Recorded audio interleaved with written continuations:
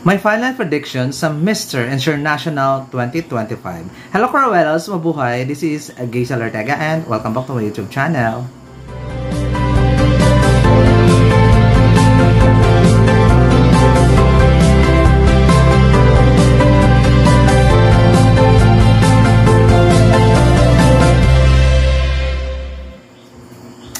Hello, kamusta po kayong lahat? Good morning, good afternoon, good evening. Anong oras kayo nanonood sa akin ngayon? Maraming pong salamat. Sa mga bago ko dyan subscriber, returning viewers, thank you so much sa support. Sa mga hindi pa po dyan nakasubscribe, please subscribe to YouTube channel, Gaysel Ortega Cruella in Pageantry, and click the notification bell below para updated kayo when it comes na maglabas ako ng aking mga video.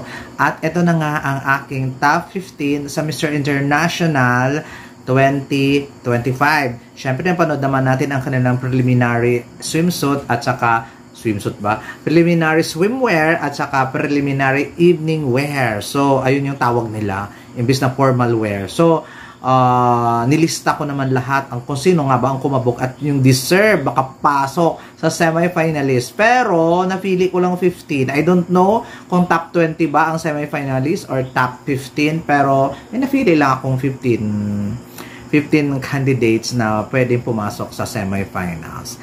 So, good luck, di ba, ng bonggang-bongga sa akin. Sana ay parehas din tayo ng ilalagay sa mga prediction at sana ipasok din sa inyo ang mga naipasok ko. My number 15 sa aking listahan, Tunisia. Di ba? Mukhang kaya naman niyang kumabog ng bonggang-bongga. Doon ako sa part na si Tunisia kasi parang boy next door na wala lang, pero hindi na siya aabot doon sa dulo, hanggang top 15 lang din siya, or hanggang semifinalist, or kung malas-malasin siya, ay hindi pa siya makapasok sa semifinal. Gayon lang. Next, aking listahan, number 14, Venezuela. Si Mr. Venezuela, meron siyang very, very light na medyo charming and may pagka-girl, yung kanyang eksena, hindi siya ano ba tawag doon? Hindi manly ang kanyang eksena. So nilagay ko lang siya sa akin number 14, pero I'm sure kakabog naman siya ng very, very light. Number 13 sa aking listahan, India. To be fair kay India, ang gwapo niya ha, when it comes sa face value. Tapos yung performance niya is okay din. Kaya lang, kung ikumpara ko siya sa ibang mga candidates, parang ang liit niya. Bukod daw sa maliit, kasi hindi naman pang face value ang Mr. International. Siyempre, nagmamatter din naman yung performance. Okay naman, pero naliliitan lang talaga ako sa kanya. That's why namang number 13 ko lang siya. My number 12 sa aking listahan ay Ecuador. Sa Ecuador, magaling, malakas, maganda katawan, lahat pwede na manalo.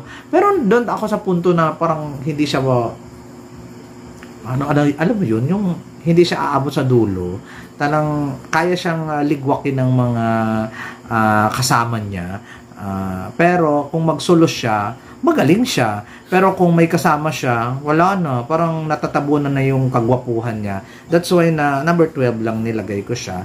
May number 11, ang bilis ha. May number 11 sa aking listahan.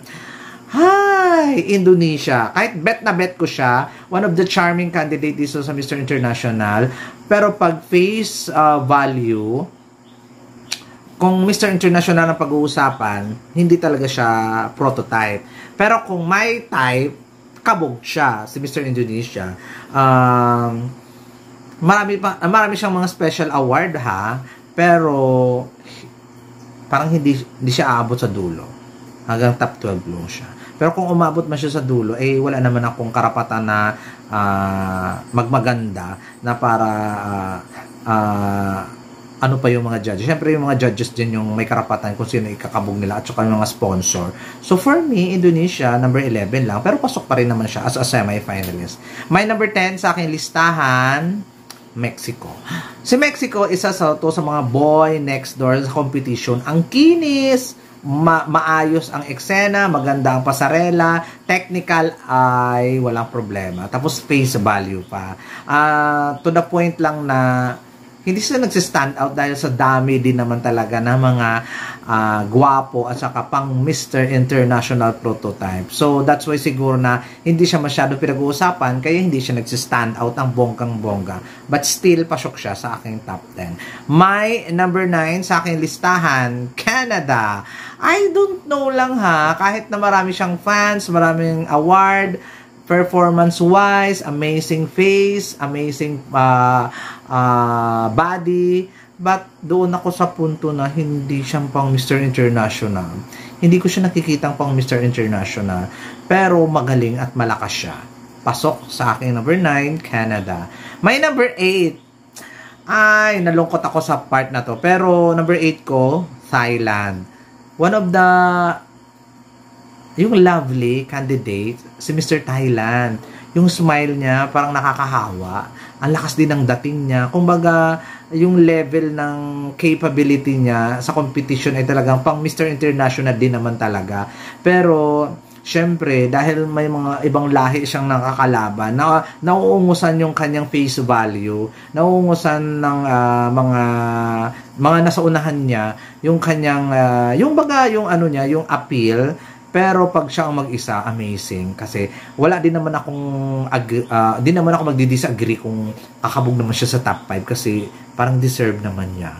Ang bonggang-bongga. But number 8 sa aking listahan, Thailand. May number 7 sa aking listahan ay France.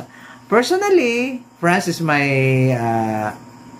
pasok siya sa top 5 ko. Personally lang ha. Syempre, mag-base din naman tayo sa technical aspect at saka sa performance niya during the preliminary competition. So, nilalaglag ko siya sa number 7, hindi naman dahil wala akong believe sa kanya ha. Pero, nandun kasi sa punto na mas nag-perform kasi ng bonggang-bongga yung mga angat-angat sa kanya. But personally, my type, pasok siya sa 5. But, I don't know. Hopefully, pasok nga. At kung kutob ko lang ha, parang hindi na siya ipapasok. Kutob lang yon.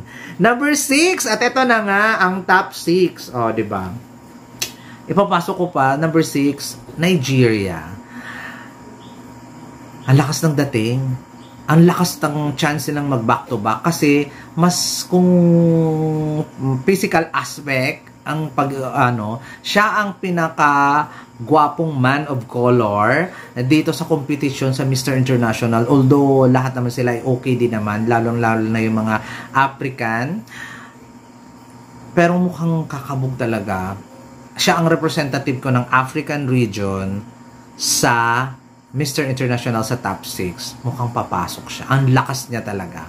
Pero title, mukhang hindi ibibigay, pero kakabog. Kakabog siya ng bonggang-bongga. My number 5 sa aking listahan, Costa Rica. Obvious na siya ang leading ngayon sa voting. Kung makakahabol ang ibang bansa such Indonesia, Philippines, Thailand. Thailand pa ba? Yes. Better. Pero mukhang hindi na. Medyo malayo ang agwat ng voting. At mukhang kakabog kahit anong mangyari si Costa Rica sa top 6. So, automatically, ilalagay ko siya sa top 6. O, diba? Walang kahirap-hirap. Ganun lang. But, kung pag-uusapan ay performance at saka yung quality ng prototype ng Mr. International, nandun siya sa puntong hindi naman pangabog at hindi naman low. Parang pang Mr. Supranational siya, hindi pang Mr. International. Pero dahil nangunguna ngayon siya sa botohan, i-consider natin siya sa top 6. Ngayon, my number 4 sa aking listahan, Brazil. Brazil kasi technical aspect, winner talaga siya. My type din, Brazil. Performance, amazing. At saka face value, face card, amazing. Tapos, alam mo yun, mukhang may ibubuga when it comes sa Q&A. Kaya, ni-number 4 ko siya. I don't know, nafe-feel ko, pasok si Brazil. Bukod sa, hindi sa favorite ha, pero ang lakas talaga ng dating ni Brazil na maaabot hanggang sa dulo. Siya yung, I think, siya yung representative ng South America sa America continent sa competition, si Brazil. My number 3 sa aking listahan, Korea. Si Korea, mukhang pagpasok pa lang niya sa Thailand, mukhang winner na talaga siya. Alam mo yun, minsan na lang tayo makakita ng Korea na talagang perfect yung fit, perfect yung pati technical na check niya, face card. Tapos medyo brainy pa si Korea. Talagang kaya niyang kumabog sa competition kasi ang ganda talaga ng build ng katawan din niya. Bihira 'yun sa mga Koreano. At nakikita naman na marami siyang fans, marami siyang follower, at saka isa talaga siya sa malakas at saka front runner sa competition. Kaya nilagay ko siya sa aking number 3. My number 2 sa aking listahan, Lebanon. Oh my gosh, umpisa pa lang, swimwear, photoshoot pa lang, I know nakakabog talaga siya sa top 6. I know nakakabog. Kasi wala siyang wala siyang butas, face card, Mr. International prototype, magaling magsalita. Tapos, nandun pa tayo sa technical aspect, pasarela, wala ka talaga makikitang butas. So, favorite din siya ng sponsor, at saka pinag-uusapan, maraming fans. So, siyang feeling ko isa sa mga last to standing, si Lebanon. Si Lebanon din yata may pinakamaraming Mr. International na title. I think Lebanon din kakabog ng bonggang-bongga, pero hindi ko siya nilagay na predicted winner. My predicted winner, eto na. Ang aking predicted winner sa Mr. International 2025 ay si Philippines Kurt Bondad. Ang ganda ng kanyang evening wear. Ang galing ng pasarela, ang galing ng lahat ng eksena niya, tone down, lahat ng ginawa niya sa evening wear ay perfect. Siya talaga ang nag-top sa akin sa evening wear. Sa swimwear naman, hindi man siya nag-top, pero pasok siya sa banga ng bonggang-bongga. Ang galing ni Kurt. So, hindi ko nakita yung Mr. World stint niya. Dito sa Mr. International, binagay niya talaga, which is, yun talaga yung request niya Mr. International So, binagay niya talaga yung sarili niya as prototype ng Mr. International at pinatunayan niya sa atin na kaya niyang mag-perform, na kaya niyang mag-tone down, na kaya niyang sundin ang gusto ng madlang people na Pilipino. Kasi ang daming hyper daw siya, ganyan-ganyan. Ngayon, si Kurt, ginamit niya na ang airtime niya when it comes sa pasarela. Hindi na siya nagmamadali, hindi na siya gigil na gigil, at walang unnecessary movement na ginawa si Kurt. That's why siya talaga ang aking predicted winner sa Mr. International 2025. Kayo guys, yun ang inyong gustong manalo sa Mr. International sa araw ng kinabukasan. Comment down below lang kayo ng inyong mga views and opinions, mga violent interaction dyan sa comment section, at pag-uusapan natin yan ng bonggang-bongga kung sino ba talaga ang mga bet ninyo, at magkakaalaman tayo bukas ng gabi kung sino ba talaga ang kokoronahang Mr. International 2025. Maraming salamat, and this has been Gaysel Ortega. Paalam!